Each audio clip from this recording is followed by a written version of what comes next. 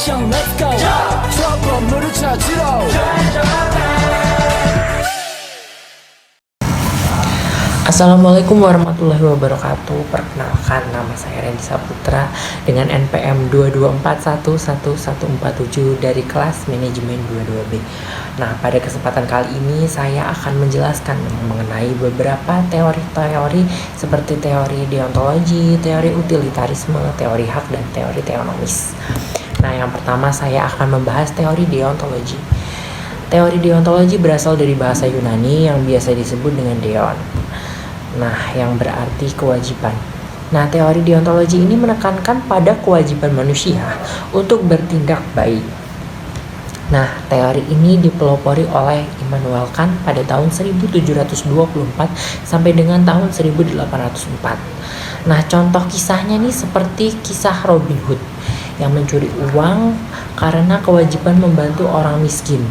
Nah, tentu saja hal ini disebut etis karena tujuannya untuk membantu masyarakat miskin. Namun, mencuri atau merampok juga tidak dibenarkan. Selanjutnya ada teori utilitarisme. Nah, pada teori ini akan membahas tentang manfaat atau kegunaan. Nah, selain itu, prinsip ini memanfaatkan sebagai ukuran untuk menilai apakah suatu tindakan moral tertentu dapat dibenarkan atau tidak. Nah, teori ini dipelopori oleh David Hume pada tahun 1711 sampai dengan tahun 1776 dan teori ini dikembangkan oleh Jeremy Bentham pada tahun 1748 sampai dengan tahun 1832. Selanjutnya, ini ada contoh dari teori utilitarisme. Nah, contohnya seperti seorang dokter dihadapkan pada kasus yang rumit di mana satu-satunya cara untuk menyelamatkan nyawa satu pasien dengan cara transplantasi menggunakan organ dari seseorang pasien yang sudah meninggal. Tentu saja hal ini disebut etis karena akan menimbulkan kebahagiaan lebih pada banyak orang ketimbang tidak melakukannya sama sekali nih. Nah, selanjutnya ada teori hak. Nah, teori hak ini dikemukakan oleh Immanuel Kant. Teori ini menjelaskan bahwa suatu tindakan atau perbuatan dianggap baik apabila sesuai dengan hak asasi manusia atau biasa disebut dengan HAM.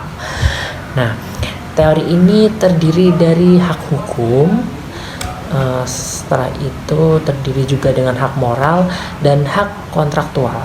Nah, yang keempatnya ada teori kebajikan. Nah, teori ini berangkat dari pertanyaan mengenai ciri-ciri atau watak yang harus dimiliki seseorang agar dapat disebut sebagai manusia utama dan sifat-sifat yang mencerminkan manusia tercela. Nah, contoh sifat-sifat kebajikan apa aja sih? Seperti kebijaksanaan, keadilan, kerendahan hati, kejujuran, keadilan, dan keuletan.